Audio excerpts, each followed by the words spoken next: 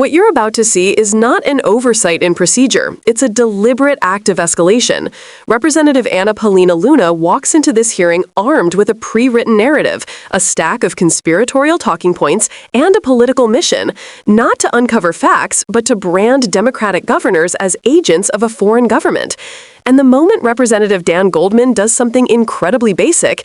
I yield back, Mr. Will the gentleman yield? Gentleman yields back. Chair recognizes Ms. Luna Mr. from Chairman, Florida. point of inquiry, did you skip me in the order on purpose? Just curious. It must have been an oversight, Mr. Moskowitz. Well, this is the Chair Oversight recognizes Committee, Ms. which has Luna. lots of oversight. Gentlemen, please. Chair recognizes Ms. Luna. Just, suppressing free speech. It's Ms. Luna. Thank you very You're much, Chairman.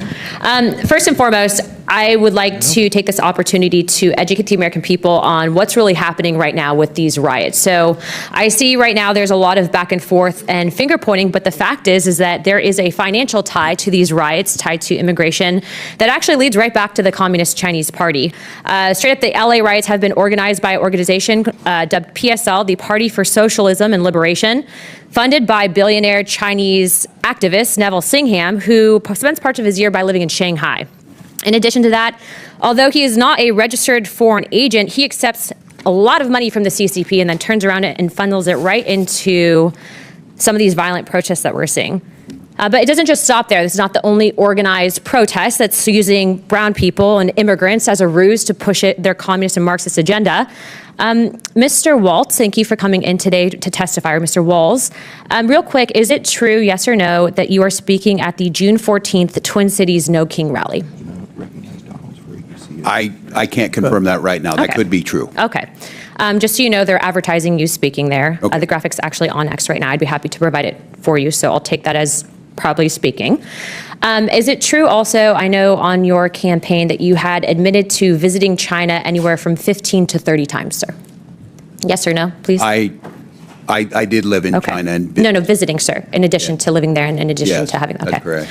All right, also too, I'd like to note that during your time in Congress that you filed for a $5 million earmark that actually was secured. $2 million of it went to the Harmel Institute that actually collaborated with the Wuhan Institute. Also, the Department of Homeland Security, sir, just to you, so that you're tracking, actually had an internal memo that was released that stated that the government of China considered you a prime target for influence operations. I'm letting you know that now because I do believe that you should be made aware of, if you are not already, that you are working with and going to be speaking at an organization and rally that not is just funded by Christy Walton, the heiress of Walmart, but also has ties to the Chinese Progressive Association, largely funding it, that actually brags on their website that they are pro-Maoist. Also, too, funded by the National Endowment for Democracy. I know there's a lot of people on this committee that don't like billionaires interfering in politics, but say nothing when George Soros gets over $260 million from USAID through the last administration that's then funneled into some of these nonprofits and organizations. So I guess my question for you guys is, now that I've made you aware that these riots are not about illegals and they're not about immigrants, if they did, they would have been protesting under Barack Obama, who's also dubbed the deporter-in-chief. And frankly, I think many of you would say that Barack Obama was a good president. Are you going to say that Barack Obama wasn't a good president? Yes or no, Governor Waltz? Do you think he was a good president? Do I think Barack Obama was a good president? I think he did a good job. Okay, how about you, Governor Pritzker? I think he did a good job. Yes. Hochul? Hochul, and yes, he did do a good job. Okay, next. Perryman? I think President Obama did a good job. So then you would understand that Barack Obama had the very same policies, for the most part, on immigration that Republicans are parroting today, and yet you guys are sitting here saying that we're Gestapo. And what I would tell you is that what happens with open borders is that the real people that are coming here, the ones that are exploited, actually hurts people on both sides, not just Americans, but the illegals.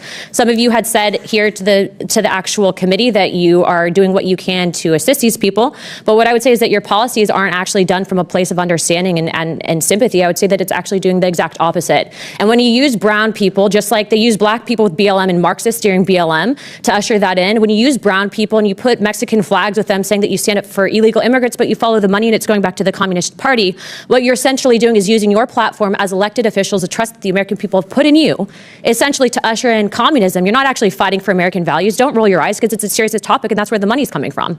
So now I'm informing you, so now you guys can make your decisions, but please be informed, sir, Mr. Walls, that if you truly do uphold the American ideologies and perspectives on the Constitution, you should not be speaking at that rally. I've given you the correct information, and as of right now, I've authorized a letter to be sent to my office to the President of the United States to rescind millions of dollars in funding that we know are going to the No Kings protests that were authorized and basically given under the last administration. That is what Congress is supposed to do, not point fingers, not blame people, but actually ensure that the American people are protected and not fighting for foreign interests, foreign governments, and also the communist. Will the gentlelady yield for a question? No. You don't want to tell us what your evidence is of all Yes, these connections? actually, no, I will yield. You know, that. I appreciate Mr. Goldman, you'll get 5 minutes take to the your minute. word Let me answer for the it, question. but Let me you'll answer the appreciate we might want actual evidence. I would be happy to provide that, and I'd also be happy to inform Chairman that actually we have a letter of which you can sign on to. I know you like to sign on to letters with us, especially on the Epstein stuff.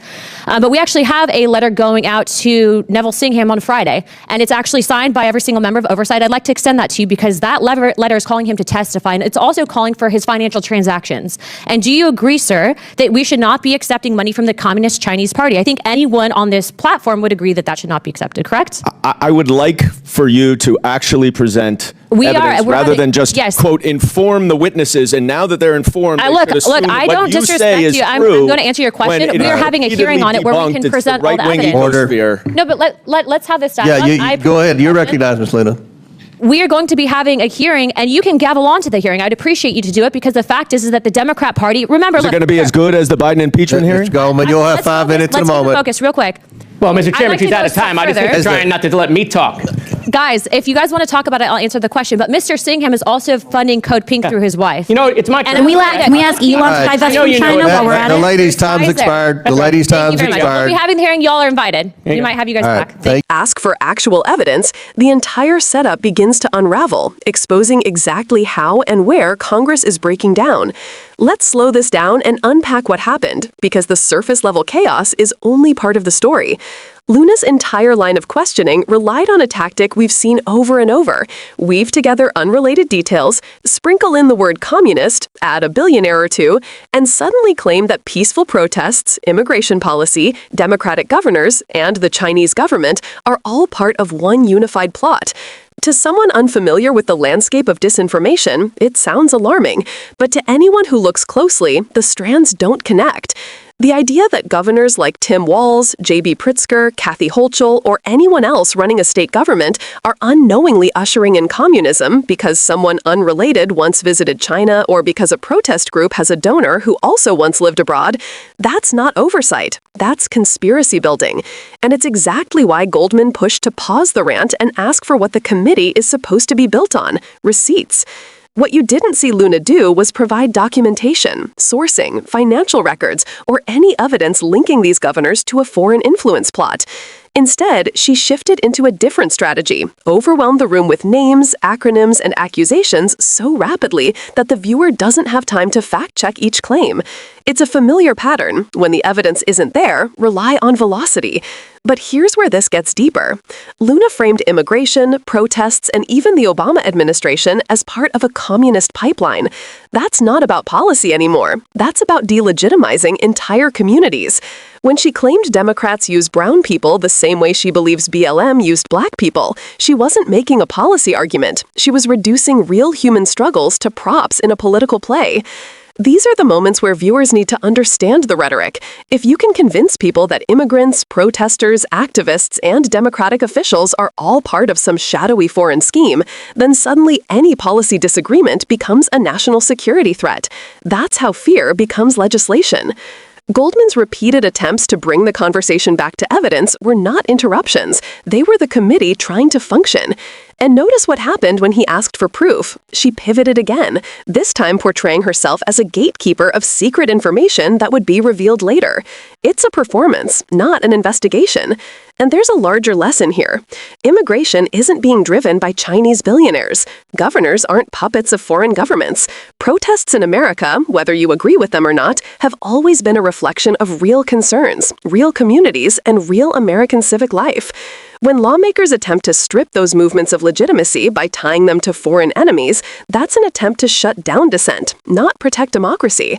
This entire exchange shows two visions of Congress, one that wants facts, hearings, documentation, and transparency, and another that wants headlines, clips, and culture war theater. And the louder voice doesn't always have the stronger argument.